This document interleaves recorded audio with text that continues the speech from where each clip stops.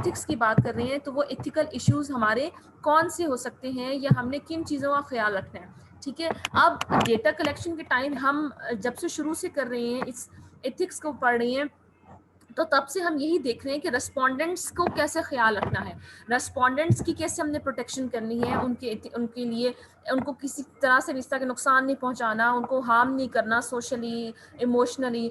अब इसके अंदर ये है कि आपने डेटा कलेक्शन के टाइम पीरियड में you have to take care of the safety of your research team.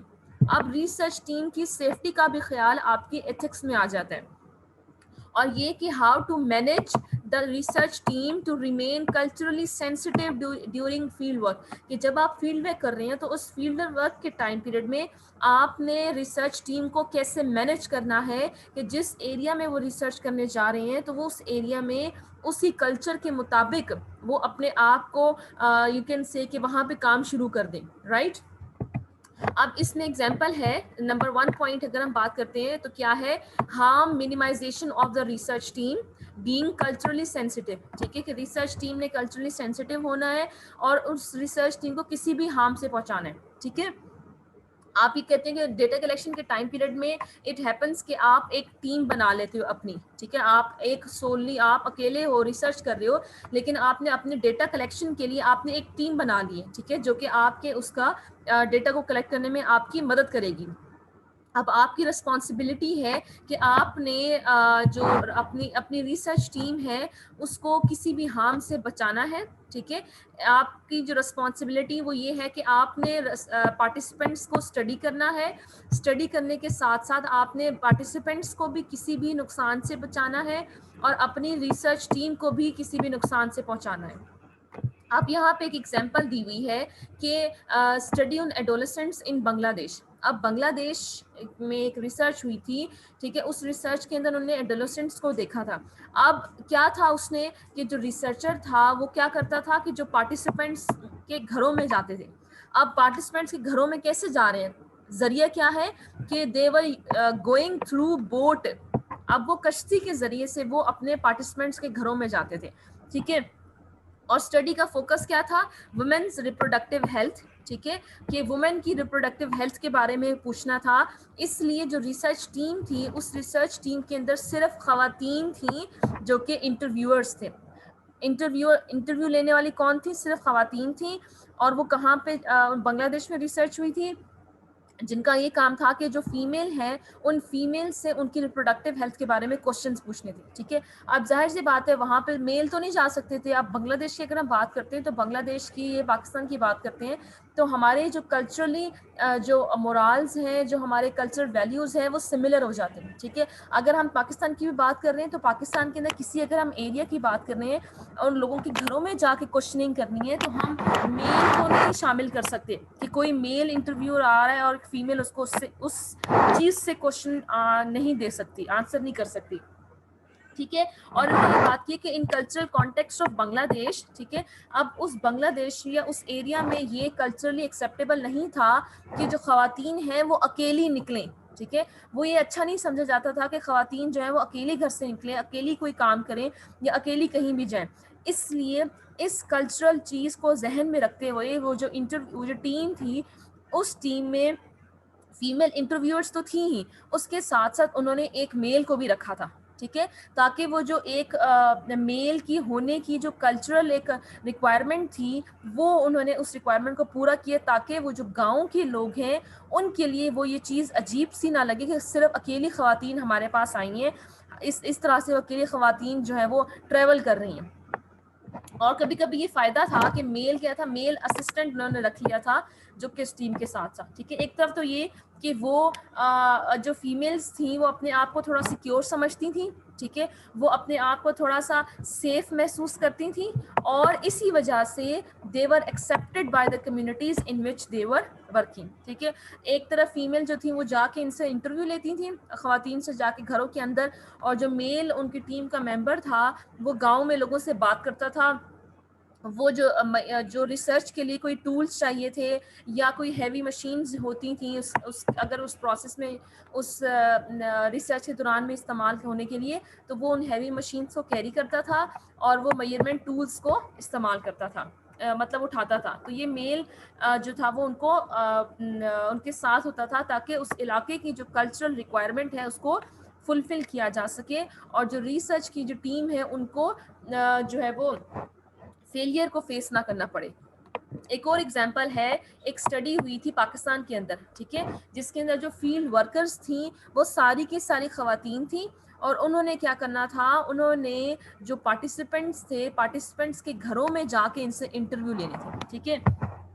अब कल्चर की अगर हम बात करते हैं, वही चीज़ जैसे ऊपर मैंने आपको बताया, कल्चरल सेंसिटिविटी को देखते हुए, ठीक है, कल्चरल एक्सेप्टेबिलिटी को देखते हुए, इन खवातीन की सेफ्टी के लिए उन्होंने क्या किया कि एक औरत ने लेना था इंटरव्यू, मतलब एक फीमेल ने घरों में जाके एक ही ने इंटरव्यू लेना था, लेकिन चूंकि उनकी सेफ्टी का जहन में रखा गया तो वह एक खातून नहीं जाती थी बल्कि 2 खवातीन जाती थी, ताकि जो एक औरत है वो अकेली किसी घर में ना जाए, अकेली वहाँ पे इंटरव्यू के लिए, डेटा कलेक्शन के लिए ना जाएं, बल्कि वो पेयर में जाएं। इसलिए एक तो वहाँ की कल्चरल सेंसिटिविटी को देखते हुए, और दूसरा कल्चरल एक्सेप्टेबिलिटी को देखते हुए, और दूसरा उनकी सेफ्टी को देखते हुए, ताकि फीमेल अगर अकेली जा रही है तो उनको कोई नुकसान ना हो, 2 जाएंगी 2 साथ होंगी तो वो एक दूसरे को प्रोटेक्ट करेंगी या सिक्योर फील करेंगी। अब जो टीम थी उसमें टीम में कितने इंटरव्यूअर्स थे, 30 इंटरव्यूअर्स थे, ठीक है, और वो क्या काम कर रहे थे, वर्किंग इन पेयर्स। अब पेयर में काम कर रहे थे, पेयर में काम करने की वजह से क्या हुआ कि जो टाइम पीरियड था डेटा कलेक्शन का वो क्या हो गया, वो डबल हो गया। लेकिन चूंकि ये चीज़ बहुत ही इंपॉर्टेंट थी for the safety of the research team, इसलिए इन लोगों को ये डिसीजन लेना पड़ा कि ये जो हमारे इंटरव्यूअर्स हैं इनको हम पेयर्स में भेजें, लोगों को घरों में इंटरव्यू लेने के लिए।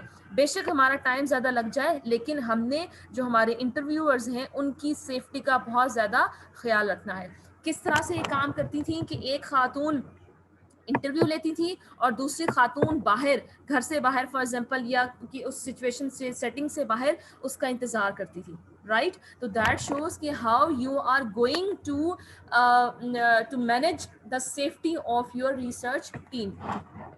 अब इथिकल कंसिडरेशन की बात कर रहे हैं कि जब इथिकल कंसिडरेशन डेटा कलेक्शन के टाइम पीरियड में वो आपके टाइम टेबल से आप फॉर एग्जांपल मैच नहीं करती, क्योंकि आपने ये देखना होता है कि कोई ऐसा स्टेप नहीं उठाना, कोई ऐसा काम नहीं करना, ये कोई किसी तरह से भी अपनी रिसर्च टीम को नुकसान नहीं पहुंचने देना, ठीक है। तो किस चीज़ का ख्याल करना है, सेफ, कि आपका जो ये रिसर्च है it is safe for research team to work at night, ठीक है। क्या ये जो आपके रिसर्च है, इस रिसर्च के अंदर आपकी टीम ने अगर रात को काम करना है तो क्या उनके लिए सेफ है या नहीं। Safe to travel to remote areas, ठीक है, रिमोट एरियाज में अगर वो ट्रेवल करके जा रहे हैं तो क्या वो उनके लिए सेफ है। अगर वो इंटरव्यूईज के घर में जाके इंटरव्यू ले रहे हैं तो क्या वो उनके लिए सेफ है या नहीं। तो इन सारी चीज़ों का ख्याल रखते हुए इसका मतलब है कि जो डेटा कलेक्शन का टाइम पीरियड है उसमें थोड़ा सा वक्त लग जाएगा, वक्त ज़्यादा लग जाएगा, लेकिन आपने फिर भी इस चीज़ का ख्याल रखना है कि जो आपकी जो टीम है वो सिक्योर हो, वो महफूज हो। Always recommended to consult local research collaborators. ये रिकमेंड किया जाता है कि जो आपके लोकल रिसर्च कोलैबोरेटर्स हैं आप उनके साथ कंसल्ट करें, क्या देखने के लिए, to identify what is permissible, what is appropriate and what is safe within the local context of the study. कि जिस लोकल एरिया में आप स्टडी करने जा रहे हैं उस एरिया के अंदर क्या चीज़ सही है, कैसे वो महफूज हो सकते हैं या नहीं हो सकते, और क्या चीज़ की इजाज़त है कि जिसको जहन में रखते हुए वो वहाँ पे रिसर्च करने के लिए जाएंगी। सो दैट वाज कि आप जब डेटा कलेक्शन की प्लानिंग कर रहे हैं तो उस टाइम में क्या होगा। अब डेटा कलेक्शन कर लिया आपने, ठीक है, आप डेटा क्या कर रहे हो, participants are provided with sufficient information about the study, कि पार्टिसिपेंट्स को उस स्टडी के बारे में सफिशिएंट इंफॉर्मेशन आपने देनी है। And the procedures during the interview और डिस्कशन, आपने उनको बताना है कि मेरी किस चीज़ की रिसर्च है, मैं ये किस वजह से रिसर्च कर रहा हूँ, और इस रिसर्च को या डिस्कशन को करने का तरीका क्या होगा। अवेयर ऑफ, ठीक है, and consented to recording the session. अब उनको पता हो कि ये हमारा जो सेशन है, पहले तो आप उनसे इजाजत लें कि क्या हम आपका ये जो डेटा है, ये जो आप के साथ हम सेशन कर रहे हैं, इंटरव्यू कर रहे हैं, फोकस ग्रुप डिस्कशन कर रहे हैं, तो क्या हम आपको ये जो सेशन हो रहा है हम इसको रिकॉर्ड कर सकते हैं या नहीं कर सकते। एक तो उनको पता भी हो कि आप रिकॉर्ड कर रहे हैं, आप छुप के उनकी ये रिकॉर्डिंग नहीं कर सकते, this is unethical. range of ethical issues related to maintaining anonymity and confidentiality during data collection। data collection के time period में बहुत सारे से issue आपको face करने पड़ सकते हैं regarding maintaining anonymity and confidentiality। जो process है qualitative interviewing का, अब interview आप कर रहे हो, इंटरव्यू आप कर रहे हो, तो इसका मतलब है समटाइम्स आप लोगों से किस तरह के इश्यूज पे बात कर सकें, सेंसिटिव इश्यूज पे आप उनको बात पूछ रहे हैं, आप उनसे सेंसिटिव इश्यूज के ऊपर क्वेश्चनिंग कर रहे हैं, तो रिस्पॉन्स कुछ दे सकते हैं, ठीक है। पार्टिसिपेंट्स इमोशनली डिस्टर्ब हो सकते हैं, इसलिए जो रिसर्चर है वो प्रिपेयर होगा पहले से with empathy and professional support, कि अगर किसी सेंसिटिव इशू के ऊपर उनकी से बातचीत हो रही है तो वो पहले से प्रिपेयर हो कि इस तरह की का रिस्पॉन्स आ सकता है इन इंडिविजुअल से, तो मैंने इस जो इमोशनली अगर वो डिस्टर्ब हो रहा है तो मैंने इसको डील कैसे करना है। एक minute,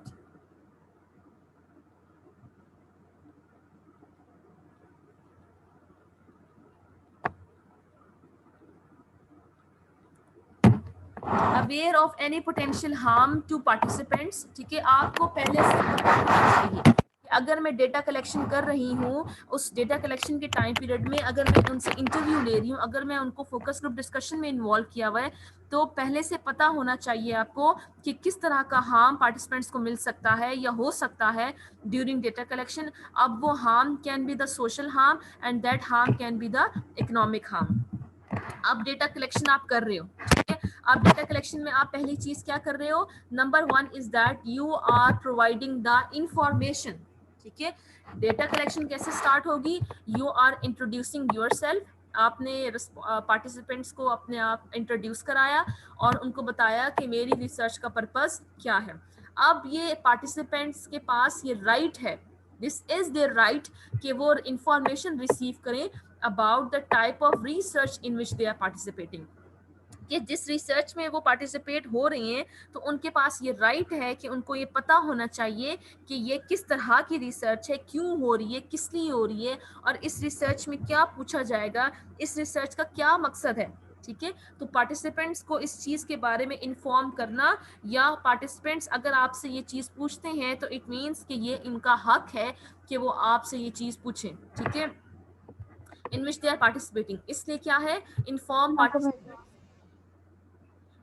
participants about the research objectives, उनको बताएं, उनको ये बताएं कि डेटा कैसे कलेक्ट किया जाएगा, उनको ये भी बताएं कि आप जो रिसर्च कर रहे हैं उस रिसर्च का क्या फ़ायदा है, या तो आपने कोई थीसिस करना है, आपने कोई आर्टिकल लिखना है, कोई रिपोर्ट लिखनी है, या कोई प्रैक्टिकली कोई स्टेप लेना है, मकसद क्या है आपके रिसर्च का, या अगर आप रिकॉर्डिंग करना चाह रहे हैं तो आप उनको बताएं, वो आपसे पूछते हैं कि नहीं क्यों रिकॉर्डिंग की क्यों ज़रूरत है, तो you should tell them, explain them कि रिकॉर्डिंग की ज़रूरत मुझे क्यों है, या रिसर्चर को इफेक्ट करेगा इन देखो दोनों आप सिचुएशंस आपको में। वो कह रही है ना कि आपने रिकॉर्ड नहीं करना, जैसे मेरे साथ ये हुआ था, क्योंकि मैंने भी क्वालिटेटिव रिसर्च की थी, मैंने प्रोफेसर से इंटरव्यू किए थे, टीचर से, तो उनमें से कुछ टीचर्स ने डिनाई कर दिया था कि नहीं भाई आप इसको रिकॉर्ड ना करें, ठीक है। सो इथिकली अगर उन्होंने मना कर दिया तो इट मीन्स कि मैं उसके खिलाफ नहीं जा सकती, मैं इसको रिकॉर्ड नहीं कर सकती, ठीक है। तो क्या किया मैंने, वैसे मैं जहाँ पे सिर्फ मेन पॉइंट्स लिखती थी उनके इंटरव्यू के टाइम में, जो लोग अगर रिकॉर्डिंग की इजाज़त देते थे, उसके अलावा फिर क्या हुआ कि मैंने अपने साथ, you can take your an assistant with you, ठीक है, ताकि जो चीज़ें अगर ये चांस हो सकता है ना, आपने जैसे इंडिकेट किया कि this can be the chance के जो रिस्पोंडेंट है वो आपको अलाउ ना करे रिकॉर्ड करने के लिए, तो आप अपने साथ आप अपनी एक रिसर्च टीम बना लें, 2-3 लोग बना लें, और उन 2-3 लोगों को साथ लेके जाएं, उनसे कहें कि जो अगर कोई रिस्पोंडेंट हमें रिकॉर्डिंग की इजाज़त नहीं देता तो उनको अपने साथ बिठाएं, जो वो रिस्पॉन्ड कर रहे हैं, जिस तरह से आपको आंसर कर रहे हैं, आप उस आंसर को खुद अपने हैंड से नोट करते रहें अपनी उस नोटबुक में, ठीक है। ओके ओके, हो गया? Yes ma'am. सही है। तो इसलिए आपने उनकी उनकी बात माननी है। हो सकता है जब आप रिकॉर्डिंग स्टार्ट करें हो सकता तो वो आपको कोई जवाब ही ना दे सीधी तरह, या डिनाई कर दें कि आप तो रिकॉर्डिंग के पीछे पड़ गई हैं। तो अपनी एक रिसर्च टीम जी बना लें, अपने साथ मेंबर्स कुछ रख लें जो कि आपके साथ जाएं डेटा कलेक्शन के लिए, क्योंकि एक बंदा इतनी ज्यादा चीजों को तो नोट नहीं कर सकता है ना इंटरव्यू के टाइम में। अगर कोई भी आप जी मैम। जिस तरीके से भी आप डेटा कलेक्ट कर रहे हैं, तो आप अपने साथ मेंबर्स रख लें और उनको इंट्रोड्यूस करवा लें बेशक अपने रिस्पॉन्डेंट से, कि अगर आप ठीक इजाजत हो देते गया। हैं इंटरव्यू रिकॉर्ड करने की तो रिकॉर्ड कर लूं, अगर आप इजाजत नहीं देते तो क्या मैं इनको अपने साथ बिठा लूं कि मैं ये मेरी रिसर्च टीम है और हम इकट्ठे मिलके जो आप रिस्पॉन्ड कर रही हैं हम उसको नोट करेंगे अपने पास। ठीक है। ओके अच्छा, ओके। फिर क्या है कि आप उनको बताना बहुत ज़्यादा ज़रूरी है कि who will listen to the recording. ठीक है, आप उनको बताएं कि आपके रिकॉर्डिंग कौन सुनेगा, या जो आप ट्रांसक्रिप्ट है वो आपकी ट्रांसक्रिप्ट कौन एक्सेस करेगा, कौन आपकी ट्रांसक्रिप्ट को रीड करेगा। और फिर जाके आप क्या करोगे, then seek the participants permission to record the session.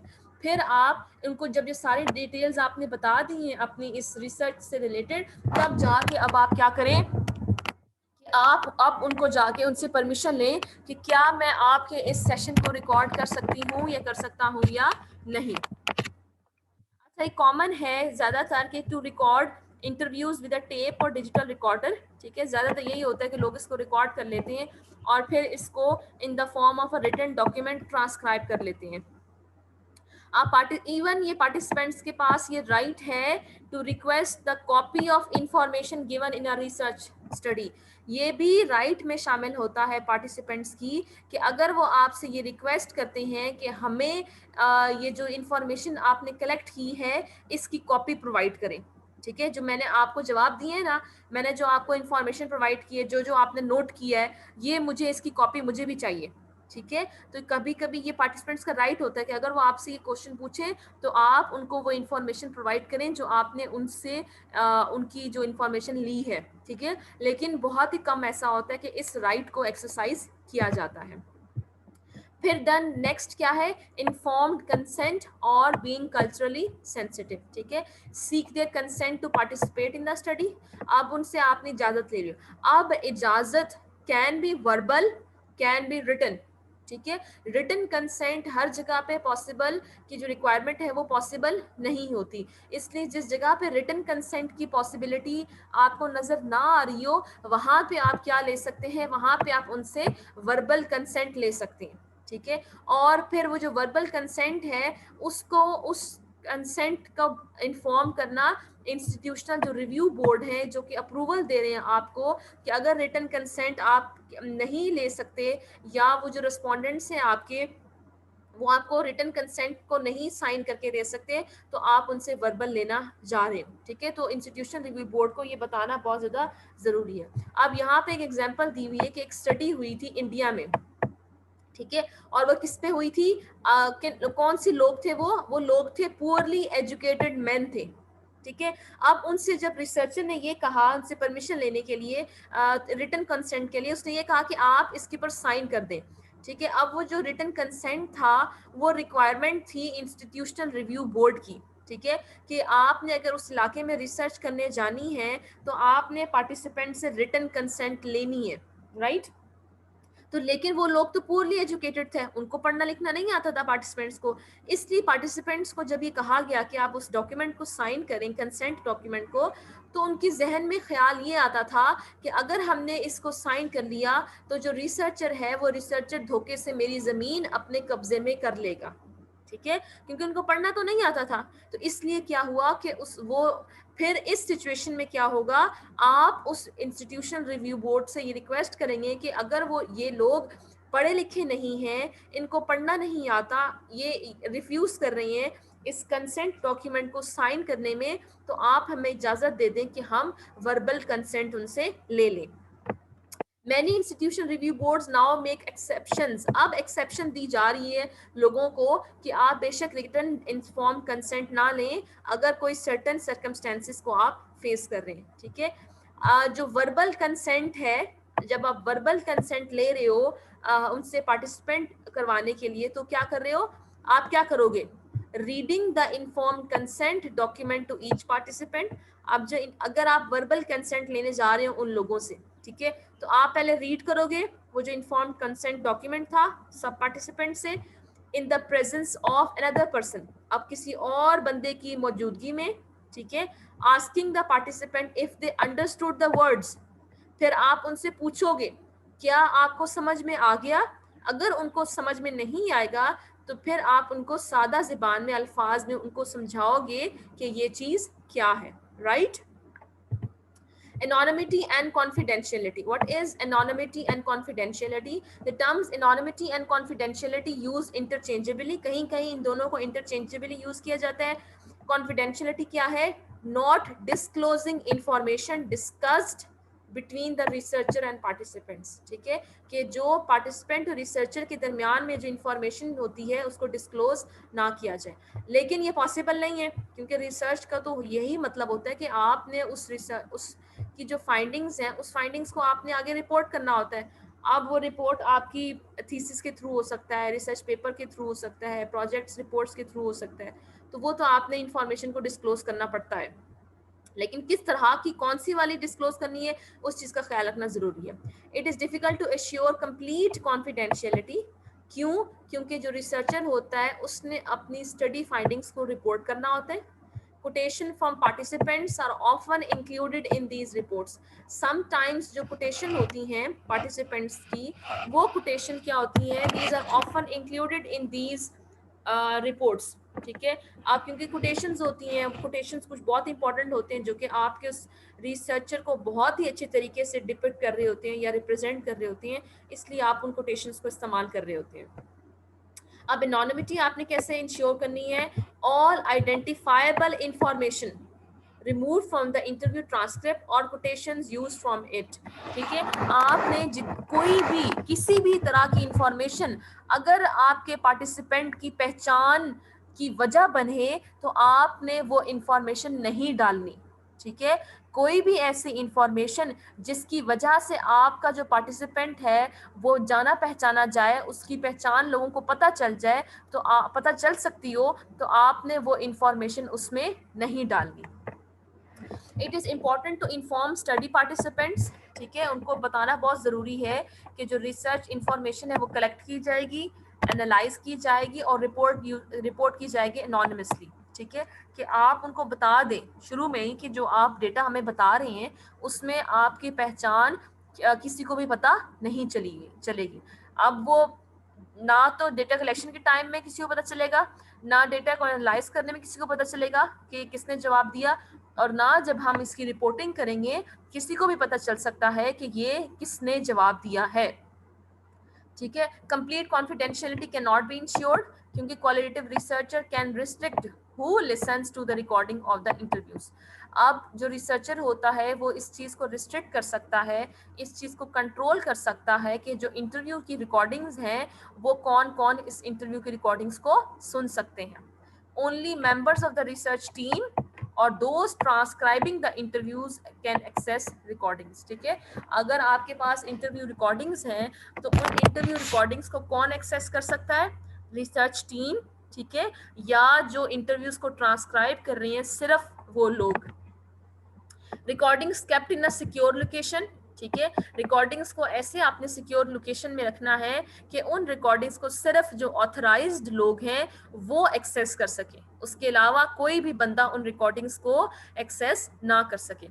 Important to inform your participant about these procedures. ठीक है, आप उनको जरूर ये बताएं प्रोसीजर्स कि मैं जो आपसे ये डेटा ले रही हूँ मैं इसको छुपा के रखूंगी, किसी को नहीं दिखाऊंगी, किसी तक नहीं आगे पहुंचाऊंगी, किसी को आगे नहीं दूंगी। ठीक है, तो आप इन प्रोसीजर्स को उनको बताना बहुत ज़्यादा ज़रूरी है ताकि ये शो करें कि how you are providing confidentiality of the data. Example क्या है? In some studies participants had asked qualitative researchers. कुछ स्टडीज में ऐसा होता है कि जो पार्टिसिपेंट्स होते हैं वो क्वालिटेटिव रिसर्चर से पूछते हैं क्या कि what will you do with this tape. आप आपसे पूछते हैं पार्टिसिपेंट्स कि मैं जो आपको रिकॉर्ड करवा रहा हूँ या करवा रही हूँ तो आप इस रिकॉर्डिंग का क्या करेंगे। ठीक है, और ये कि फॉर एग्जांपल कि वो ये भी आपसे पूछ सकते हैं कि I am sure you will bring this to city, ठीक है, आप ये कहोगे कि अगर आप किसी एरिया में गए हो तो वो आपसे भी कह सकते हैं कि मुझे यकीन है कि आप ये रिकॉर्ड करोगे, आप अपने एरिया में जाके इसको सुनोगे और इस पे हंसोगे, ठीक है, आप मजाक उड़ाओगे हमारे ऊपर कि जो हम आपको रिस्पॉन्स कराएंगे, ठीक है। तो आपने फिर पार्टिसिपेंट्स को एश्योरेंस देनी है that this will definitely not occur, ठीक है, कि मैं आपकी रिकॉर्डिंग के ऊपर नहीं हंसूंगा, मैंने आपका इस चीज के ऊपर मजाक नहीं उड़ाना, और मैं आपकी टेप को, इस रिकॉर्डिंग को सिर्फ रिसर्च के पर्पस के लिए इस्तेमाल करूंगा। Participant sometime confuse research with journalism. Sometimes ये क्या होता है कुछ कभी कभी कि जो पार्टिसिपेंट्स हैं वो रिसर्च को कंफ्यूज कर देते हैं जर्नलिज्म के साथ, ठीक है, और उनको किस चीज का खौफ होता है कि जो रिकॉर्डेड इंटरव्यू होता है वो रेडियो, टेलीविजन, या आप अगर आजकल की बात करें तो सोशल मीडिया पे आप इसको ब्रॉडकास्ट कर दोगे और उस वजह से वो लोग शर्मिंदा होंगे, ठीक है, दे मे बी शेम्ड और एम्बैरेस्ड, उनको शर्मिंदगी होगी कि उन्होंने जो है वो ऐसा रिकॉर्ड करवाया है या उन्होंने अपनी जिंदगी के बारे में इस तरह से सवालात बताए हैं, इस तरह की इंफॉर्मेशन दी है, राइट। अनदर इशू क्या है, confidentiality of the interview situation. आप जिस सिचुएशन में आप इंटरव्यू ले रहे हो उस सिचुएशन की, उस हालत की भी कॉन्फिडेंशियलिटी है। एग्जाम्पल क्या है कि when conducting a focus group discussion in an outdoor location, किसी बाहर वाली जगह पे आप क्या कर रहे हो, आप फोकस ग्रुप डिस्कशन कर रहे हो, ठीक है, जहां पे जो ऑनलुकर्स हैं दे मे ओवर हियर द डिस्कशन और seat near by two listen. आप हो सकता है ऐसी जगह पे आप इंटरव्यू ले रहे हो, उनसे फोकस ग्रुप डिस्कशन कर रहे हो जहां पे जो लोग हैं, आम आवाम है, वहां से गुजरने वाले लोग हैं, वो उस डिस्कशन को सुन सकते हैं या वो उस डिस्कशन में क्या करेंगे, वो वहां पे बैठ सकते हैं, राइट। तो इस सिचुएशन में ये इथिकल है कि आप उनसे कहें बेशक कि जो ऑन लुकर्स हैं उनसे आप कह दें कि प्लीज यहाँ से चले जाएं क्योंकि ये हमारी जो है वो कॉन्फिडेंशियलिटी को डिस्टर्ब कर रहा है कि कोई आउटसाइडर हमारी इस जो डिस्कशन है उसको सुन ले।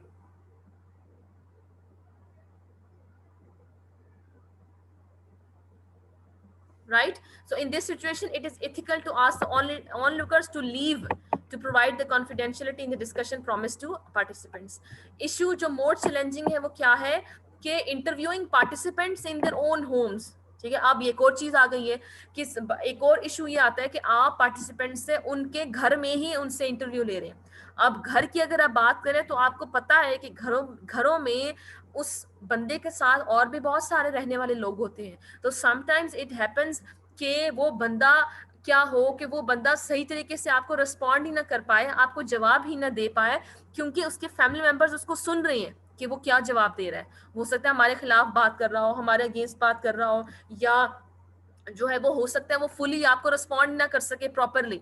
अगर हम डोमेस्टिक वायलेंस की बात कर रहे हैं तो वो तो बंदा कभी भी घर में नहीं बताएगा कि वो डोमेस्टिक वायलेंस को फेस कर रहा है, क्योंकि उसके घर वाले उसको सुनेंगे, राइट।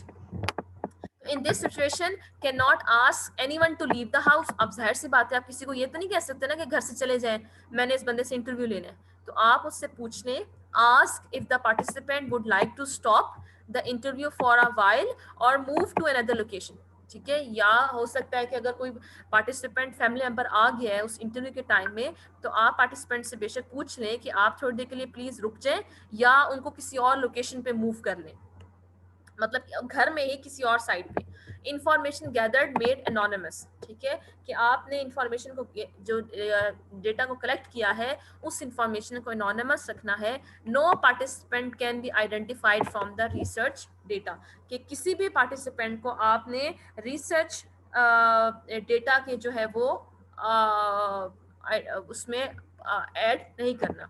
एनोनिमस डेटा को क्या इन्वॉल्व है, removing any identifiers from the interview transcripts that may provide a clue as to the identity of the participant, कि किसी भी आइडेंटिफायर को, कोई भी चीज ऐसी जिससे उस पार्टिसिपेंट को आइडेंटिफाई करने का क्लू मिल सकता है, आपने उसको, उस इंफॉर्मेशन को, उस चीज को वहां से हटा देना है।